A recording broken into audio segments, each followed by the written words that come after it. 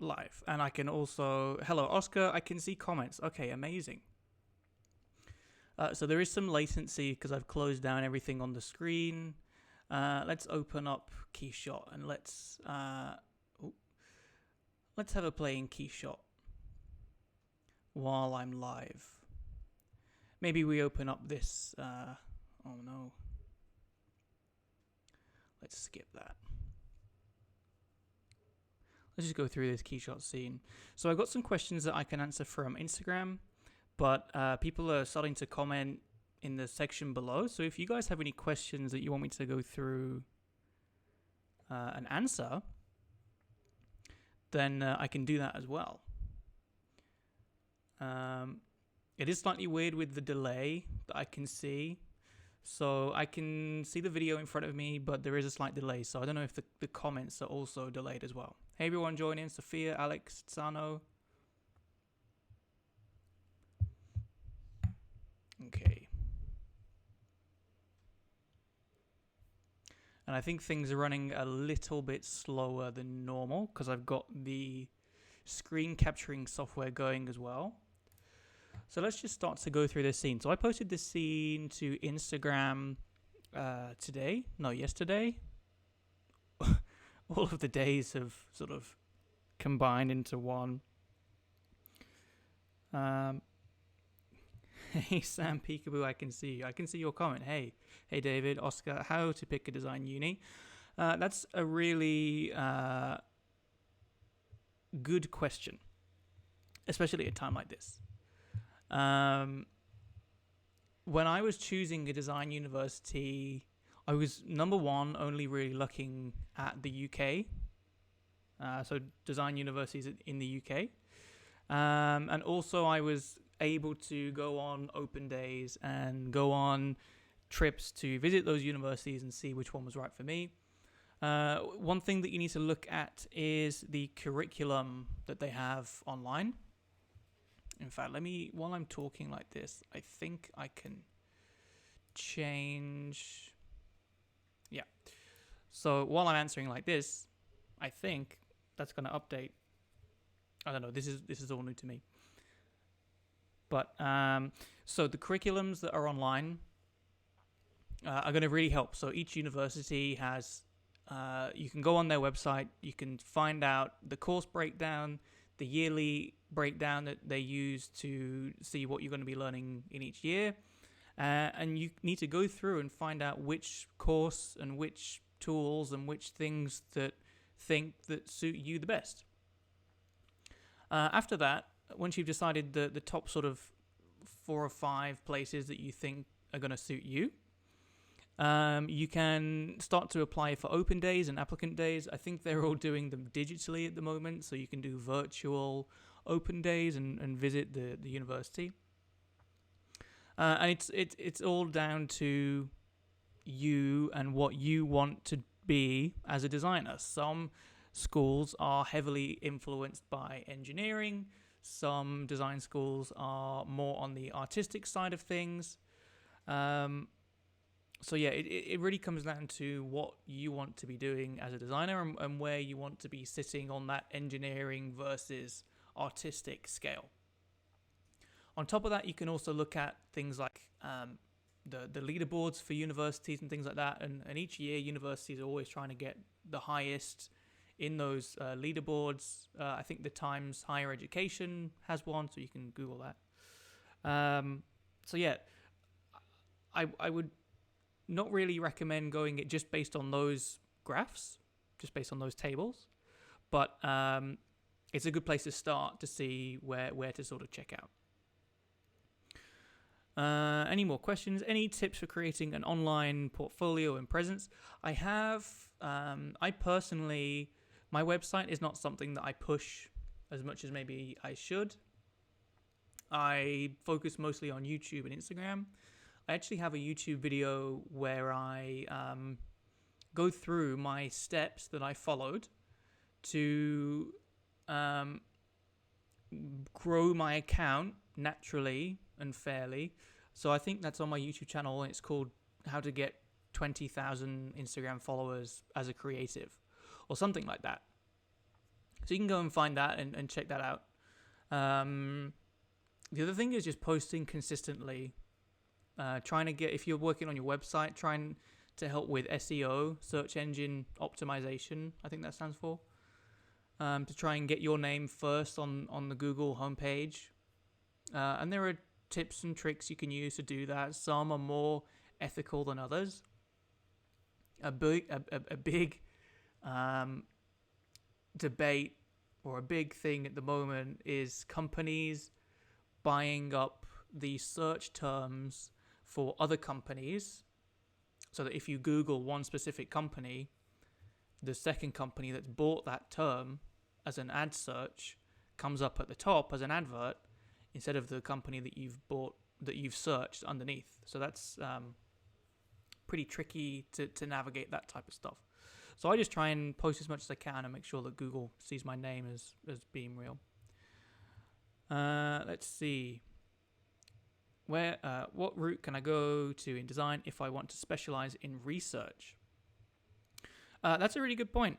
I know a lot of design researchers, and I know that they all started out learning about industrial design or design, and then wanted to go more into the theoretical and research side of it, which is really cool. I worked with a lot of people at Precipice Design, my old company that did that. And I think you can go into industrial design and learn to do all the skills that an industrial designer does, but alongside that, if you find that you're enjoying the research more, if you're finding that you're enjoying the analysis and the market research and the theory of why we do things more, then you can specialize and do that type of thing. I don't think there's a hard route. There's no one, like, this is the design research degree. So yeah, it just comes down to what you want to do as a designer, and then you can tailor your portfolio to help achieve that without necessarily needing to change degrees or change universities or anything like that. Why is it so hard to find graduate product design jobs? Yeah, I know. It's, especially at the moment, I think it's going to be tough.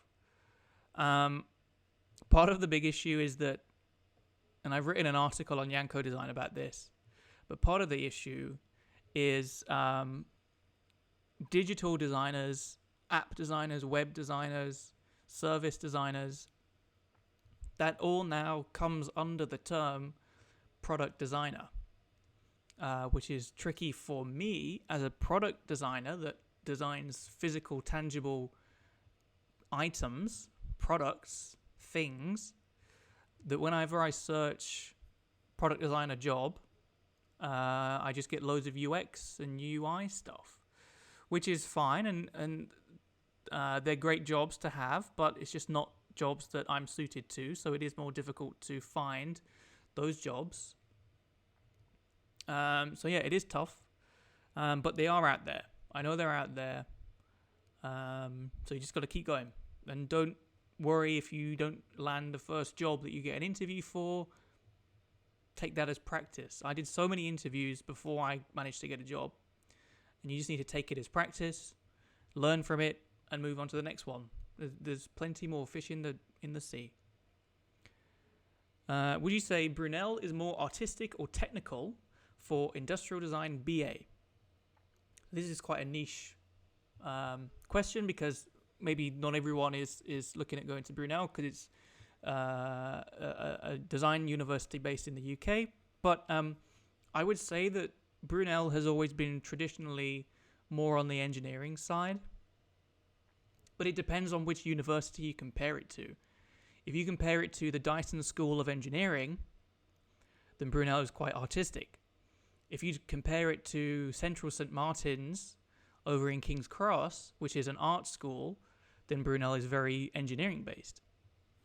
So you need to sort of get an idea of which schools are going to suit you, considering the type of designer you want to be. So I would say that Brunel is leaning more towards the engineering side, but it is more artistic than some others.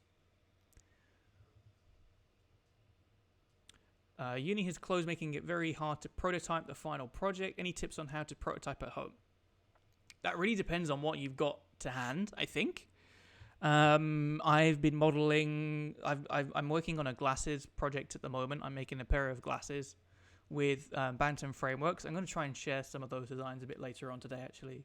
And I think actually they're working with some other designers, not just me. They're working with Spencer at sketchaday.com.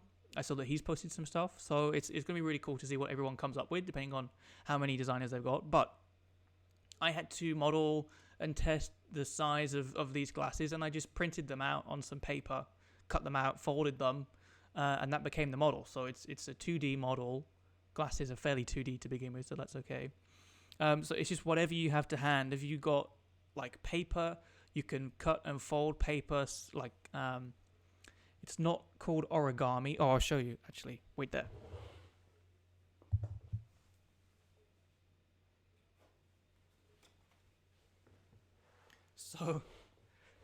So this pig, this little model paper pig,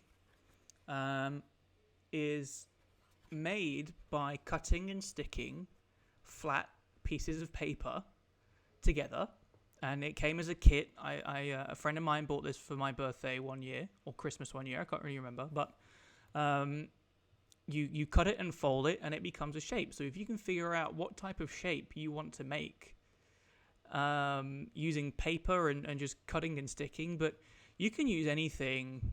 I guess I've kind of misunderstood the question, because you're coming up to your final, like, this is not to test size and shape. Like, if this is going to be your final model, then I get it. It's going to be tricky. You can't get to the workshops and all that. So I would turn in times like this to SolidWorks, Rhino, Shaper, and render it as best you can in KeyShot. I know it's a shame to not have the physical item, but in times like this, if you want a really refined model, more refined than this, even though this is, I think, is really cool anyway, to get that polygon look. So yeah, I get it. It's tricky, and people that are looking for jobs, the people that are giving out the jobs will understand that it has been tricky this year. So if your model making skills aren't in your final portfolio, like your physical model making skills aren't on your final portfolio, then that's okay. Try and get it to the highest fidelity that you can, in the best way that you can. We understand that the situation is tricky. Let's see. I'm a high school, and I really enjoy product design, and I'm design engineering. I take graphics and design and manufacture at school, and I'm currently 15, and I wondered if you had any tips. The fact that you're already doing that at the age of 15 is you're already well ahead of a lot of people anyway. The first year of design school, if I move my arms somewhere, the light goes weird. The first year of design school is to get everyone up to the same point, effectively. That's how it works at Brunel, anyway. So for someone like me, and potentially for someone like you, who had done product design, graphic design through GCSE, through A-level, all the way when you're 14, 15, 16, 17 years old, and then when you get to university, you realize that some people just did a creative field that wasn't design. They might have done textiles, or they might have done fine art. They might have done, I did fine art as well, which was, having those two was really helpful. But yeah, you don't need to know everything ready for the first year of design school. The first year of design school is to get everyone up to speed. So the fact that you're already doing those things is really cool. You just carry on. If you fancy doing some projects outside of class, that's cool. Try and think about what might set you apart from other people that have done your course as well. But yeah, it's I think it's really good that that people can start that early. I know it's not the same for everyone, and not every school provides that, and not every country lets the schools provide that. So I think we're quite lucky in that respect. Let me see. I missed some questions. regarding sketching, sketching, Procreate or Sketchbook. So in the beginning of when I first started design sketching, I was mainly using Sketchbook Pro on the iPad. Then Procreate introduced some cool features that I was really interested in, and I have made the switch over to Procreate, and I use that most of the time now. In fact, all of the time now. I haven't opened up Sketchbook in a long time. Both apps are amazing at sketching. Both apps are really good to get really good results. It just depends on what you want to. It just depends on the user interface that you want to use. So they both work in slightly different ways. Use whichever one you find more comfortable. One is not better than the other. I just personally prefer Procreate for its user interface. So yeah, have fun with it. It doesn't really matter which one, just as long as it's comfortable to you. What was the name of the school that I went to? First off, if we're going all the way back, I went to Arklewood, a tiny little college, secondary school in the Midlands. Then I went to Adams Grammar, sixth form. Then I went to Brunel University, London. Hello, Sam. I would like to... Oh, I think I'm missing questions again. Would you suggest calling or visiting a company before applying there? This is a tricky question because it really depends on the company that you're applying to. So the story that I had from a senior designer at Precipice Design was that Precipice always asks for PDF portfolios so they can archive them, they can search them, they don't take up so much space on the server. Website portfolios are not so good for archiving and stuff. And it was like, if someone wasn't quite right for a project at that specific time, but then in 6 months, a year down the road, we get a different, or they got a different project that person was going to suit really well, then you can go, oh, let me search them on the server, and you can search PDFs. So that's why specifically we ask for PDF portfolios. Some people still wanted to submit physical portfolios. They wanted to visit and drop off their portfolios. And that can go one of two ways, right? The first one is it could make our day. We could have had a meeting that didn't quite go well, and then we received this thing, and it's nice distraction and a nice thing to look at, and it cheers us up, and it could look good on you to drop off a physical portfolio like that. The second thing is we could get that portfolio and we know that it's not the instructions that we gave. We know that it's not you, we know that you're not following instructions before you even apply. And that could come off as looking quite bad because obviously if you're a new person or an intern or someone that's just starting out, then you need to be able to follow instructions really well. And if we specifically stated PDF portfolio, then potentially it looks bad on you. But that's going to depend on the company. That's going to depend on the person that receives the portfolio. That's going to depend on all sorts of things. But I think if a company specifies one specific type of portfolio, then try and stick to that. Let me see. Hi Sam, would you like to draw glasses? Oh, I would like to draw glasses, but it's very hard. Do you have some tips? I need to draw on Procreate, then use SolidWorks, then Keyshot. I'm actually working on, I don't know if you see on Instagram, but I'm actually working on a glasses project with Bantam Frameworks, and they are making the glasses that I am designing. And the goal is that I will be using those glasses as my daily wearers. I'll be using that to wear as my daily glasses. So in the video that I'm making with them, I'm literally doing exactly that. I'm designing them. I'm putting them into Keyshot. I'm designing them with sketches. I'm designing them with Illustrator to clean up those lines. Then I'm using Shaper 3D to model them, to check out the sizes and stuff, and then I'm modeling and rendering them in Keyshot to see how they look with lighting applied. So if you wait a little bit, then you can watch that video. I would suggest that you don't have to sketch glasses in like a 3-point perspective. You can sketch them flat on the face or flat, like that's going to get the shape. So don't try and overcomplicate that. Try and sketch them flat on first. So yeah, and then watch out for that YouTube video when it drops with Bantam Frameworks.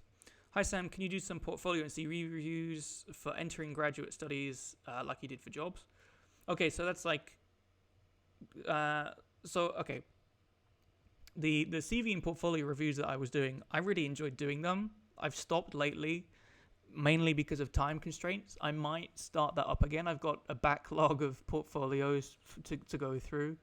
So much so that and I haven't done them in so long, I imagine that the people that submitted their portfolios are now on like version 3 or 4 later than the ones that they submitted. So maybe I need to re-ask for people to submit. In terms of graduate studies, so do you mean like postgraduate and masters and things? I'm going to find that a little bit trickier because I've never done a master's degree, so I don't know what they look out for. I imagine it's very similar to people doing jobs and applying to a job. But potentially a master's will be more theory-based rather than executional-based. That's the only difference I can think of, maybe. But apart from that, I don't know. I've never made a portfolio for masters. I've never looked at a portfolio for masters. So maybe I can try, but I think the standard portfolio videos that I do can help with that as well. Hey, Samit, how you doing? And Nicholas Baker. You can't crash live stream on YouTube. I'm sorry. I haven't done this on purpose to avoid you. I promise. I just wanted to see how YouTube Live worked. And I think actually on my feed, because I couldn't get it to work, and I didn't know what I was doing. And every time I linked up so you need different software to be able to stream on YouTube. Every time I hooked it up, or I thought I hooked it up to YouTube, I think I made a new live stream. So I need to go back and check my feed, my homepage in a minute to make sure I haven't got like 15 different live streams all queued up. And if anyone got notifications about that saying Sam has decided to go live, then I'm sorry if you got like 15 notifications. But yeah, this is a test at the moment. I think it's going well. I've been looking at my face for a long time, but let's not forget that I still have Keyshot in the background, and we can go through anything on Keyshot if you want as well. I also figured out how to hook up my iPad so we can go through some sketching, but maybe in some future videos. Let's not overcomplicate it too much just now. I think in future videos as well, I can hook up my real camera, and I don't have to use the MacBook horrible camera as well. So, but let's take it one step at a time. It's I'm really lucky that I managed to get live at the moment. Let's not push it too much. Why did I choose Brunel over Leeds or Loughborough? Actually, I visited Loughborough. I didn't really check out Leeds actually at the time, but I visited Brunel and Loughborough. And Loughborough had just had their new campus built, their new design school, fancy, shiny building. And Brunel was still using the 1960s workshops that hadn't been updated. And one seemed fancier than the other, but one seemed more like home than the other. And Brunel felt more like home to me. That's all it was. That's all it came down to. I just felt more comfortable at Brunel. Sometimes I like to think about it, and I don't know how much I should say, but we've got 50 people watching. Don't know how many people are going to be from Loughborough. But in the UK, at the end of each academic year, there is a design conference where every university that buys a slot goes and exhibits the work from that university. And Brunel and Loughborough were always the two at the front, and they were always trying to outdo each other a little bit. But Loughborough, I think, maybe someone can correct me if I'm wrong, but I think they employ an external company to design the stand and design the set and set everything up and stuff like that. I think there's a lot of money thrown at that. Whereas at Brunel, it's all in the students' hands. So the students plan it, the students organize it, the students design it, the students make it, the students set it up. And sometimes it looks a little bit more less polished on the Brunel side, but it's got a lot of character, and the students have fun with it every year. Whereas on the Loughborough side, it always looks very polished and very Apple-like, if you want to use that term, but it looks very clinical and clean, and a little bit sterile sometimes. And the way that I like to describe it a little bit, and this is, I like people from Loughborough. Now that I've worked with a lot of people from Loughborough, we're all friends here, and I have a lot of respect for that uni. But from what it looked like to me, exhibiting on the Made in Brunel stand was, have you ever seen the film Dodgeball? I might be showing my age now. Maybe I'm getting a bit old, but there's a film called Dodgeball, and in that film, there's a group of scrappy people, just trying to do their best, and there's the rich, clean, clinical company that is there as well, right? And that kind of, to me, sounded or looked like Brunel versus Loughborough. That was a long answer for a question. But yeah, I just find it funny that Loughborough is always really clean and polished, but sometimes lacks the creativity that students can have, because I don't think they get the free reign to design those things. But I don't know. I'd love to hear more about it. How do you find ideas for personal projects? There's always something going on. I like to... Sorry, I've got an itchy nose. I always like to have constraints, and I always like to have a brief mostly put in front of me. So whether that's the gantry lighting, the brief is design the light, and then I can work to that constraint. Bantam Frameworks approached me with the glasses product, so that's fine. I can design the glasses. But there's always, you sometimes you don't need. So as a designer, we're always told, look for the pain points, look for where people are struggling with life, look for, where can you improve things. And that's really important. That is really important to try and do. But I find that as designers, we try and look too hard for those issues, and we only design. We get so worried that we should be helping other people that, we're only looking for those things. Whereas sometimes, if it's a personal project, you just do what makes you happy.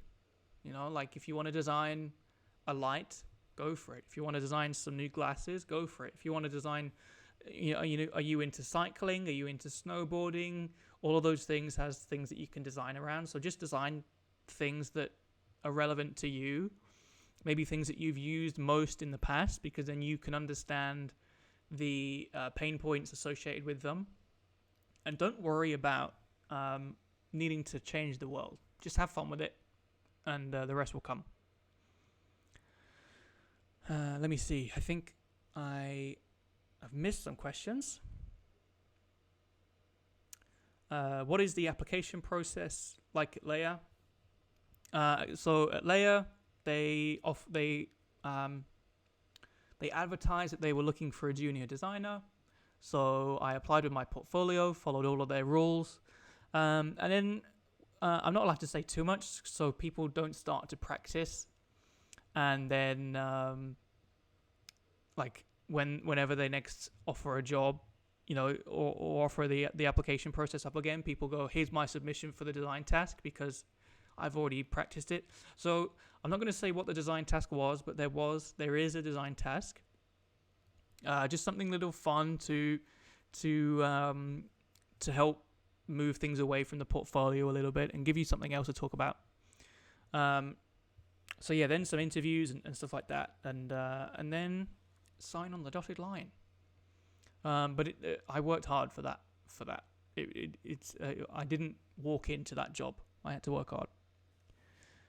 I think I've missed out some questions again.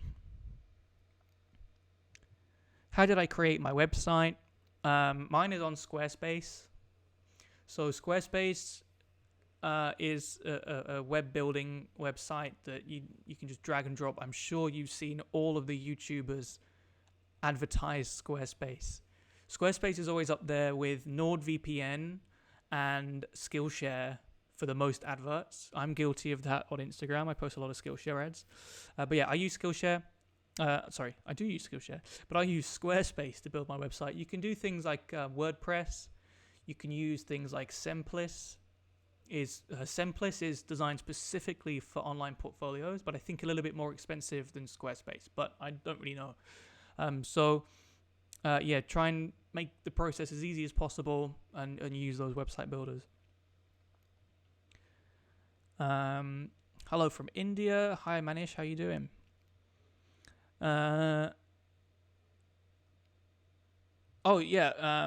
Product Smarty has just found my glasses on the Keyshot Cloud and is going to do a render. That's really cool. So I have a pair of glasses that I used to wear 2 or 3 years ago, and I modeled them and put them and I submitted them to Keyshot so they could put them on the cloud.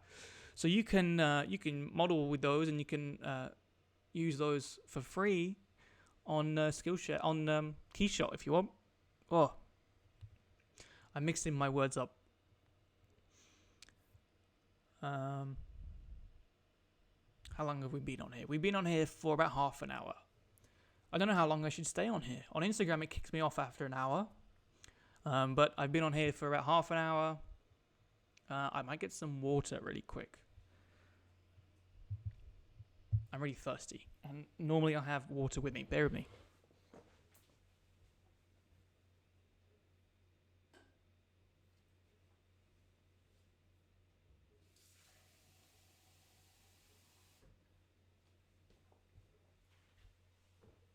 I'm back.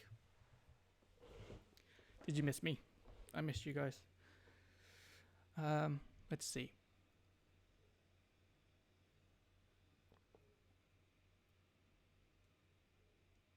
You done? No. I'm still live. I'm just thirsty. What? I'm still live. I'm just thirsty. I'm letting them talk amongst themselves. Okay. Okay. Any more questions since I've been gone? How do I convert my sketches into SolidWorks models? Oh man. With a lot of work, there's no tool to convert a sketch into SolidWorks and have a 3D shape. The closest that I think is possible is like if I sketch, and this is going to be apparent in the glasses video that I'm going to post as well. I sketch with Procreate, then I can clean up those lines in Adobe Illustrator. And from Adobe Illustrator, you can export files like a DXF or a DWG, and both of those files can be imported into SolidWorks as lines, as shapes, and then you can extrude the shapes and work with those lines. So that's after Illustrator. So there's like a step in between of SolidWorks and just sketching normally, whether that's physical or on Procreate. But it doesn't do it for you, and glasses are slightly curved, like in this way, they curve a bit like this. And there's all sorts of geometry going on where you can't just have a shape, extrude it, and there it is finished. So there is a lot of work that goes into it as well. But yeah, the DXF and DWG from Illustrator can help a lot. Some good questions to ask the employer during an interview. That's actually a really good question. That's already a really good question. So at the end of a lot of interviews, or at the end of most, if not all interviews, the interviewer is going to ask if you have any questions for them. And if you say no, that is really bad. You should always have questions lined up. It shows that you're engaged. It shows that you're curious. It shows that you're inquisitive. It shows that you want to clear as much as you can, and it shows that you can take the initiative to understand things. So you should always have questions ready, no matter how much was explained during the interview. Does my mic need turning up a little bit? I'm not hitting the yellow as much as maybe I should. How's sound for you guys, by the way, while I'm answering this? Because this is the first time. I don't know if I'm doing it right or not. So, some questions that you can ask during an interview. I like to ask things like, you can ask things like, what is the day-to-day like? Who will I be reporting to? How big will the teams be? Do I work in the same team all the time, or do we chop and change, and do the teams change with us as well? How long will I stay on one project for before I go on to the next project? Will I see? I hope you're writing these down, guys, because these are amazing. Will I see a project through to the end? Do you outsource your model making to get prototypes, or do you have an in-house workshop? You know, all of these questions that you can. It really shows that you want to work there, and you're trying to imagine yourself working there. And it also means that you should be asking the questions that you really want to know the answers to, because an interview isn't just for you. An interview isn't just for your company to figure out if you're good enough to work there. An interview is also for you to figure out if you want to work at that company. So if you ask those questions and you don't like the answers that are coming out, then that helps a lot. So yeah, just try and always ask questions as well. So that's a really good question. Let's see. Hello, everyone. There's actually a lot more people in the chat than I thought there would be. It's really cool to see everyone hanging out. What is the life for an international student in the UK, especially for Asian students or Indian, more precisely? I think it's the same as the other students. Potentially, you have to wait longer to go home and visit family, which might be tough because of that. And there's a lot of the English students that I went to university with, for the first year at least, they'd go home and visit family maybe once a week in the beginning, once every 2 weeks, once a month. And then obviously as time goes on, that slows down. So what you might find is potentially for the first few weekends, the international students are potentially some of the only people left on campus during the weekends. So that means that you can make friends that way, and use the weekends to network and things like that. But apart from that, I don't think there's a big difference. I mean, I don't know. I've never studied abroad. The longest I've traveled was 3 hours to get to London, and that's as far as I went.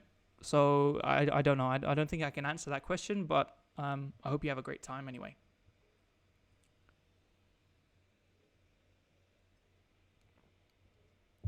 Okay, you know what? I've still got Keyshot running in the background, and my computer is screaming. So let's just close that down and try and let the fans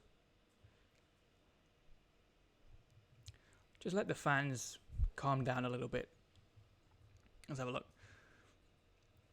What do you think of cheaper brands like Trust? Their products are known to be of poor quality, but the brand itself is huge because of the lower price range. I don't think I know the brand Trust. What type of products do they do? Follow up in the comments. I'll try and answer. Yeah, the Nick, the Bantam Frameworks glasses, I'm really excited for. I've sent them my files to be made, and apparently they've 3D modeled the glasses now, and they're starting to tool up and starting to make the glasses, which I think is really cool. So I'm really excited for that.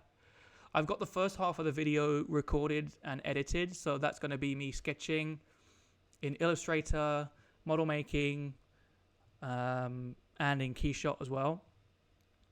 And I was actually thinking today, would it be better if I released 2 parts? So like the first half, like 2 different videos. So like the first half is like the design side of it, and like the concept stage and the design, and then the second half is the manufacturing side. And I think I'm going to leave it in one video to try and keep them both in the same place. I think so. Which I think is the right thing to do, although it is very tempting at the moment because I've got, like, it's an 8-minute video of me designing, like, the whole process. And an 8-minute video is a nice little chunk of video that people might want to watch. So I'm torn. Actually, let's ask people in the comments. Would you like to watch one video of the designing and the manufacturing and me receiving the glasses in the mail all in one video that's maybe 15 to 20 minutes long? Or would you like to watch 2 videos split in half? So the first 8 minutes is me designing, and the second 8, 10, 15 minutes is them making. Which would you rather have? All in one video, or just separated?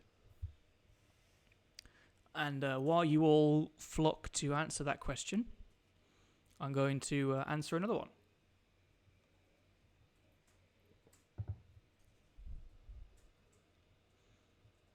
Mic sounds good. Okay, that's cool.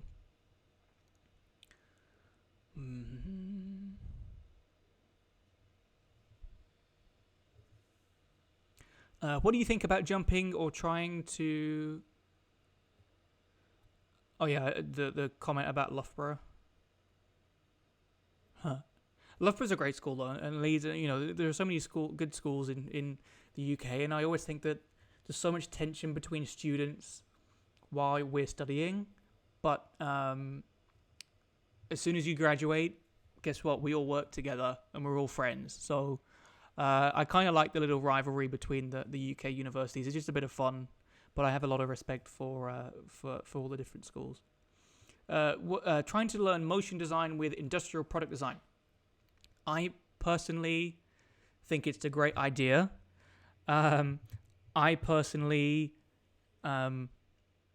do that as well with my YouTube stuff. I've always been interested in the motion, like the intros and the graphics that go along with that.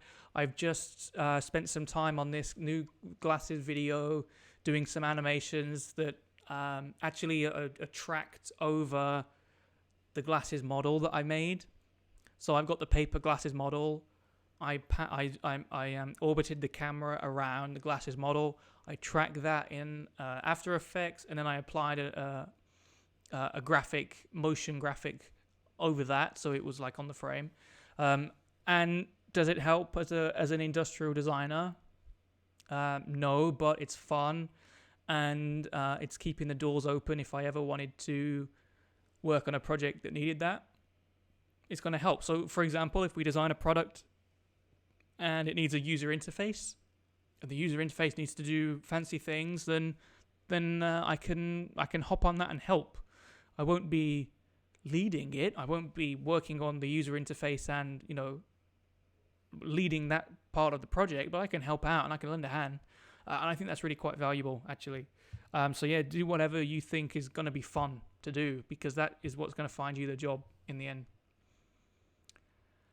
Can you tell us about the encounter with Sir Dieter Rams? Yeah, that was a crazy day.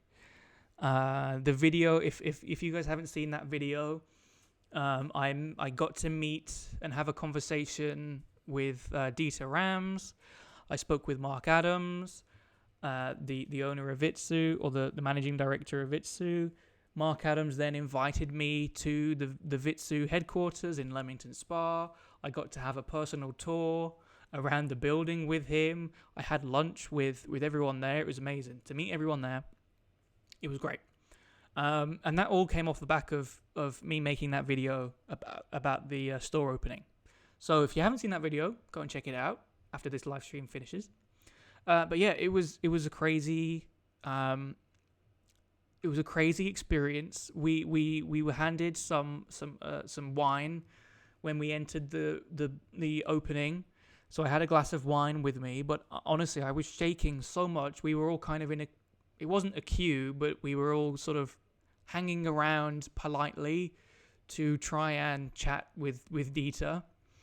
And I had to put the wine glass down because I was like shaking so much. It was, and then I was there with a friend of mine who I used to work with, and she was there with me. We went because the boss of my company had tickets to the event, but he couldn't go, unfortunately, due to some really sad, unfortunate conditions. He couldn't go.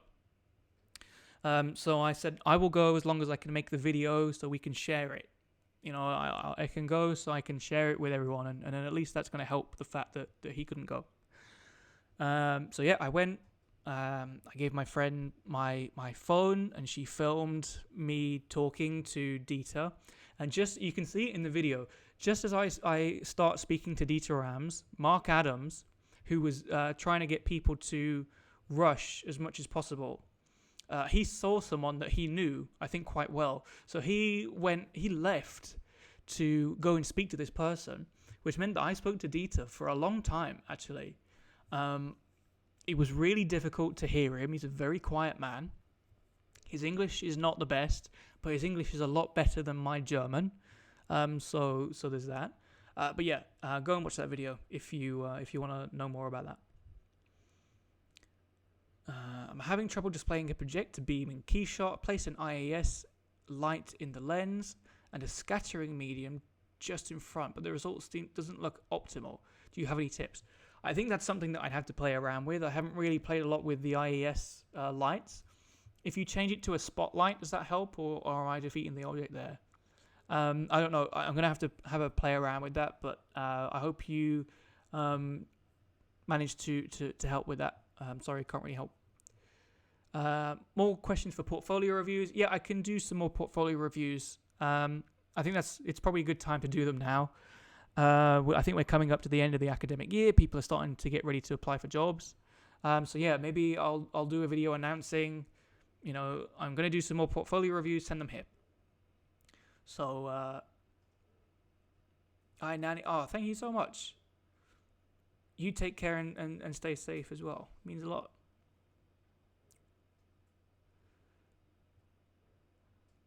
Do industrial design studios in the UK accept international students for an internship? Yeah.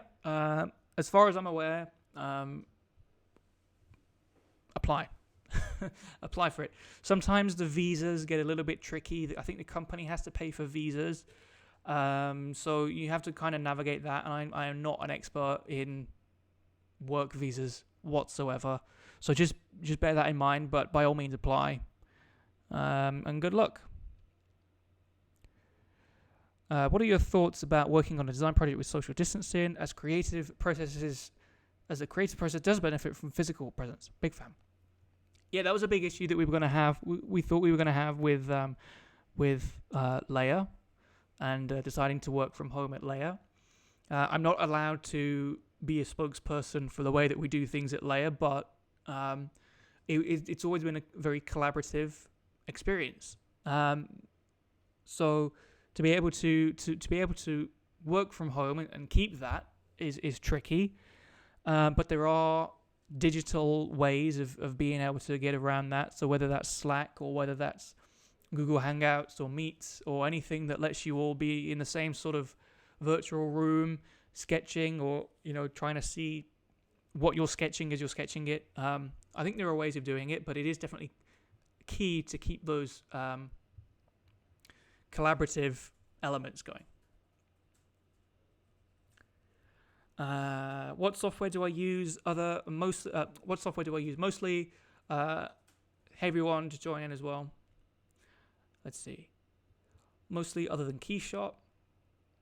I use a lot of programs. I use the Adobe Suite. I use Shaper. I use SolidWorks. I use Keyshot. There's so many. Maybe I should do a video on all the programs that I use, because that might be quite cool. Yeah,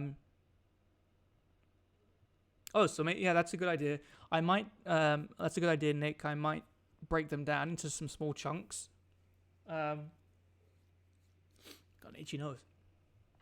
Or I could post the whole video, and then maybe a week later post them in little chunks.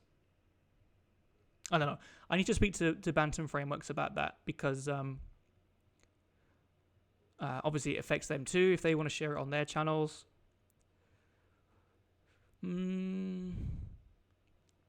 So some people saying 2 parts. Okay, I'm going to need to go through these comments later on to count.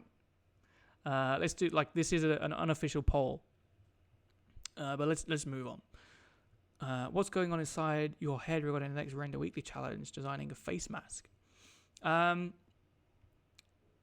did see that prompt actually today. So the new Render Weekly challenge is a face mask. I think Ready Set Proto is also doing a face mask. Weekly Design Challenge last week did things to help care workers. So there's going to be a lot of ideas floating around, all in a similar sort of space, which is really cool. I don't know if I'm going to participate in this one. At the moment, I don't want to be thinking about, I mean, this is just me personally.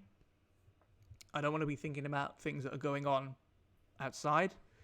I'm going to stick to my own things, but it'd be nice to see what other people come up with. I might give it a go maybe later during the week, but I don't have a lot of plans to do it at the moment. But that's just me. That's just how I'm dealing with it.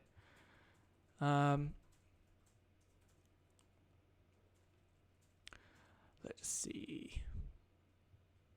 Should I include I think that's bio. A buoy. Include a bio summary in my portfolio. I think there's a fine balance between posting like the elements about yourself in your portfolio. I have a personal like about me section in my CV, but I don't have it in my portfolio. But I send them both together, so they're kind of there. I think it's down to personal preference. I don't think there's a right or wrong thing to do in that sense. As long as, and there's also the question of like, should I include a picture of me? Should I, there's always these questions of should I or should I not? Should I use my own name? Should I make a company for myself and call myself the company? There's all these questions, but I think it's down to what you think is right at the end of the day.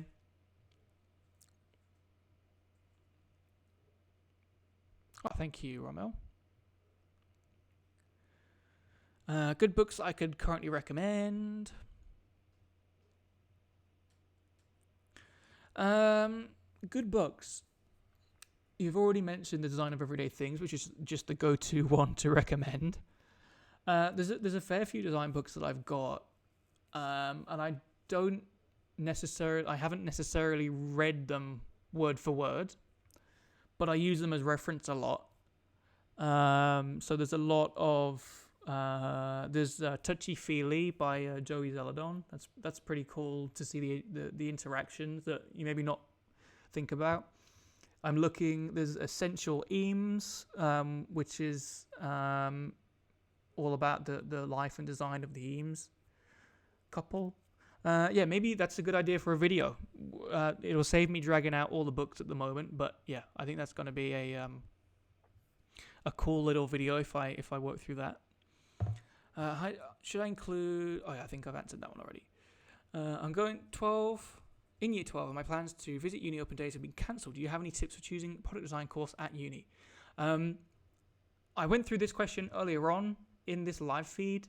So I've been on here for 59 minutes. I don't know if I should stick around for much longer. I'm having fun. People seem to be joining in. So I'm going to stick around for a little bit. But when this live stream finishes, I really hope that it stays live on YouTube and stays open for people to watch. And then you can go back through and look at that.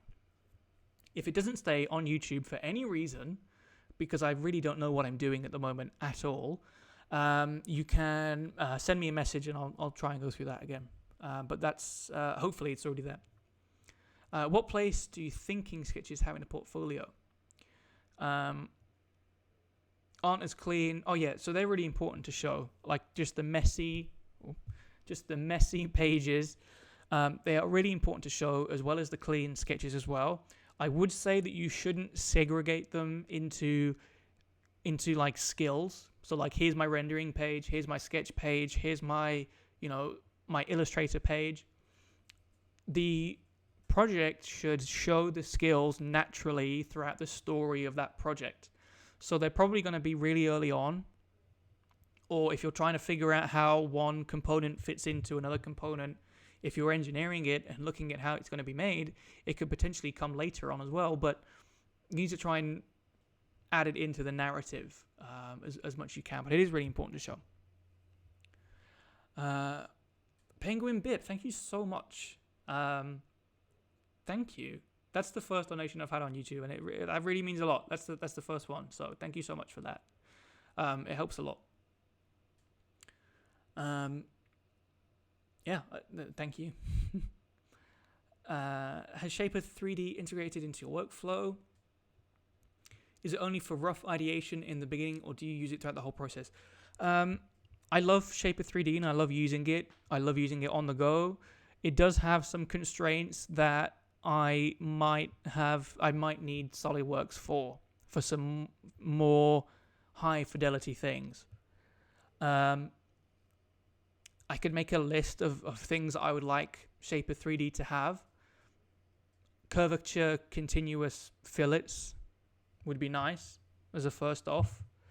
Some maybe linear patterns or rotational patterns would be pretty cool. Surface modeling, I think, is missing completely from Shaper 3D. And after seeing a lot of these VR headset surface modeling software out there, I do wonder why it's not possible on the iPad, particularly the iPad Pro, to try and get some surface modeling, fluid type things in there as well. Some nice flowing shapes. So that might be interesting to keep an eye out for. But if I'm building a relatively self-contained, constrained model, then Shaper 3D is really quite good for that. I use it a lot for rendering. I don't think I would use it a lot for sending things for manufacture, for example. I think I'm catching up with some questions now, so that's pretty cool. Have you done any videos showing your personal portfolio? Yes. I've done some videos. I think it's part of the portfolio critiquing series, but there is some episodes in there where I show my portfolio that got me an internship, and potentially the portfolio that I've got recently, but I can't remember. If not, then I should, because it'd be quite interesting to see people's reactions. But definitely I've done a video on the portfolio that got me an internship. So yeah, you can go ahead and watch that. Can you show us the lighting setup on your latest interior render? I had that open for a little bit at the start of this stream, and it made my computer freak out a little bit. So maybe in the next stream, now that I'm slowly figuring out how to do YouTube Live, next stream I will focus on getting some key shot set up so we can go through some key shot stuff. Design process of a project. So my design process for a project, again, so I'm working on a video at the moment with Bantam Frameworks. They're a glasses manufacturer in Scotland, and I am working on a video that shows my entire process, and it's going to then show them making it, and I will be wearing those glasses in future videos. So it's going to be a nice self-contained set, a nice self-contained video. I'm really looking forward to that. It's going to be the whole process from start to finish. Thoughts on Fusion 360? I've used Fusion 360, and sometimes again, if Shaper 3D can't do the thing that I need it to for whatever reason, sometimes I do open up the file, or I do start again depending on what I'm working on in Fusion 360. I am most comfortable in SolidWorks. All the companies that I've been at, I've used SolidWorks.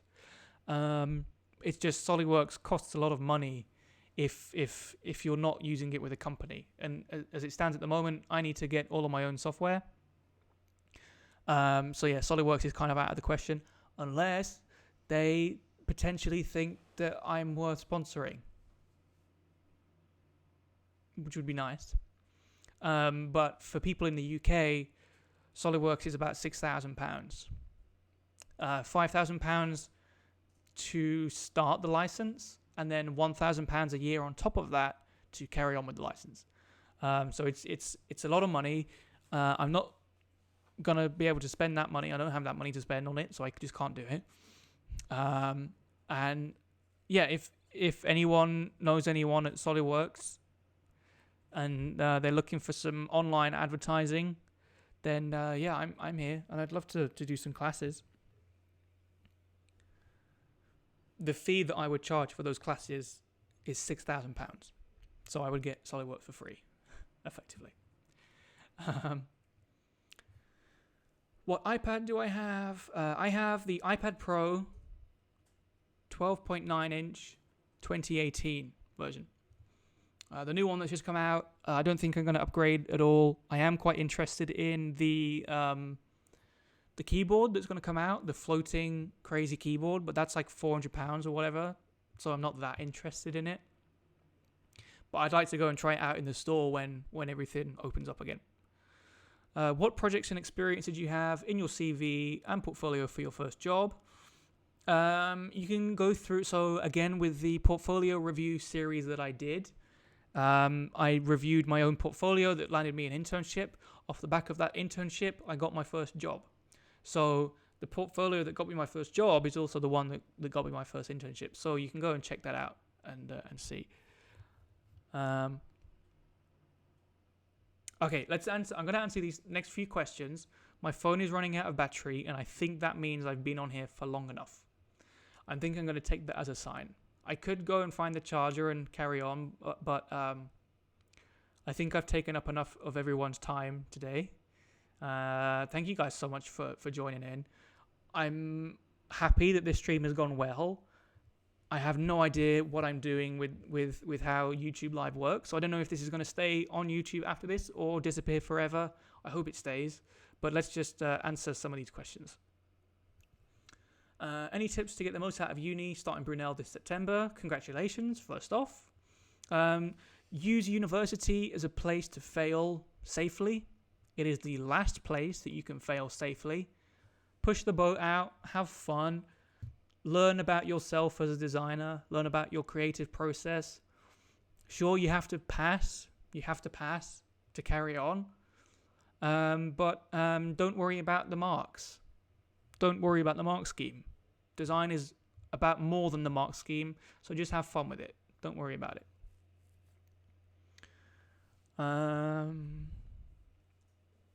Which iPad do I have? I've answered that one. Give Sam a sponsor, SolidWorks. Yeah, we need to start a petition. If we all email SolidWorks at the same time, they'll have no choice. Have I heard of Onshape? It's basically like SolidWorks Online. No, I haven't, but I can have a look. Does it have surface modeling and things like that as well? Because if so, then that'd be pretty cool. What resolution is best for Instagram ready renders? So I never really render things. If I know that it's only for Instagram, I think Instagram is still 1080 by 1080 pixels wide. It might have moved up to 1920 by 1920. I don't know. But I only ever render out, if I know it's only for Instagram, by 1920 pixels wide. There's no reason to go higher than that. So to try and keep my laptop sane, I only render as large as it needs to go. Do I ever find myself doubting my designs? All the time. I think that's the point. If I don't think a product is ever finished, and I don't think like you can only ever be as happy with the project as the time constraints allow you to be. Like there's no such thing as a finished project. It's just the deadline arrives. And all through the creative process, there's the constant need to want to be better and want to do it better. And there's a lot of time when I'm designing things I don't like it, so I just keep pushing forward until I like it. Sometimes that takes time, and that's okay. Any advice on starting your portfolio? The anxiety of starting. Yeah. So, does your first portfolio really matter that much? I would argue that I'm still working on my first portfolio. Like, there's no definitive like start. This portfolio is now finished, and now start again. I think it's just a journey, a continuous creative journey. So just do the first page. That's the start. Once you've got the first page done, roll that page layout over to your other projects and take it from there. It will never be finished. Don't feel sad that you haven't finished it yet, because that's it. You just make peace with the fact that it's never going to be finished, and you're going to be working on it, which I think is quite freeing. That you don't need to be finished with it. It's quite a nice notion that you can just carry on as and when you want, and update it as and when. So yeah, just have fun with it and just start the first page. Live stream more often. I will for sure. This has been really fun. So yeah, I'm gonna do a lot more of these. I'm gonna figure out how to record the screens, record my iPad. We can get stuff. We can get a production studio on the go. So yeah, let's do more of these. Onshape is basic. Okay, I'm going to check out Onshape. It sounds interesting. I'm going to see how it is. What do I think about design consulting? So the only two companies that I've worked for is Precipice Design and Layer, and they're design consultancies. So I've never worked in-house, so that's the only thing I've known, and I really enjoy it. So, yep. Maybe I should work in-house at some point to understand the opposite side of the equation, see how it works. I'm going to try and get through these questions really fast, otherwise my phone's going to run out of charge before I can read them. Once I finish the personal project I am on, can I send it you and review it? I'm going to do some more portfolio reviews, so if it goes in a portfolio and yours is the one that I happen to go through, I get more portfolios and I can review. So and I don't pick favorites or anything like that. I just randomly pick. That's the only fair way that I can do it. Yeah, I can go through it. What I normally do on portfolio reviews is I only tend to think about the graphical layout and the storytelling of the project. I don't start to critique the project itself, because that's a slippery slope. And I've been through this before, because if I start to, I'm not comfortable with critiquing the project publicly, because the whole concept, the whole idea of the project might not be right, and then at that point the whole project is just wrong. So I try not to critique the project like that. I only do the storytelling, because that's what's presented to me. So yeah, submit it in a portfolio and I will try and review it. I'm in a final year product design. Looks like final degree show is cancelled. Yeah, my heart goes out. I really agree. It's a shame that this is happening. It's almost okay because it's happening to everyone else. No, I'm just trying to look for a silver lining. I know it sucks, but just try and do your best with the things that you have available, whether that's modeling in SolidWorks or Rhino or Shaper, and rendering out the best version of the product you can make in KeyShot. Make the most of it. I know it sucks, but we got to make the best of this situation.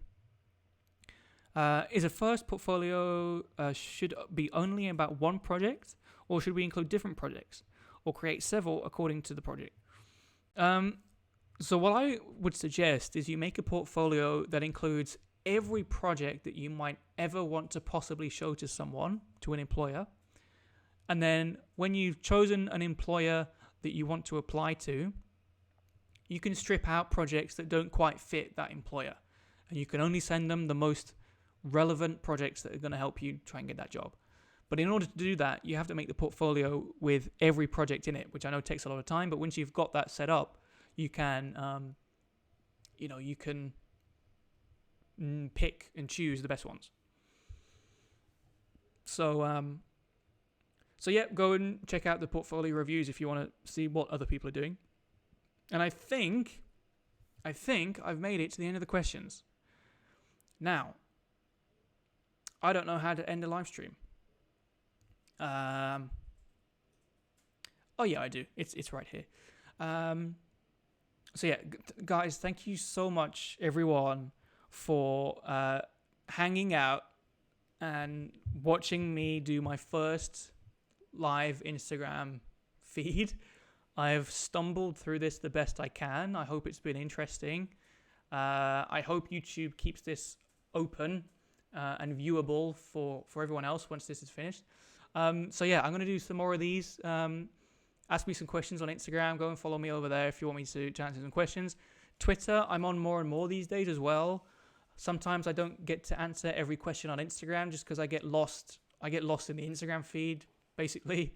But Twitter, if you want to go and follow me on there, is potentially a better place to ask me some questions. So I'm at Sam Does Design on Twitter as well.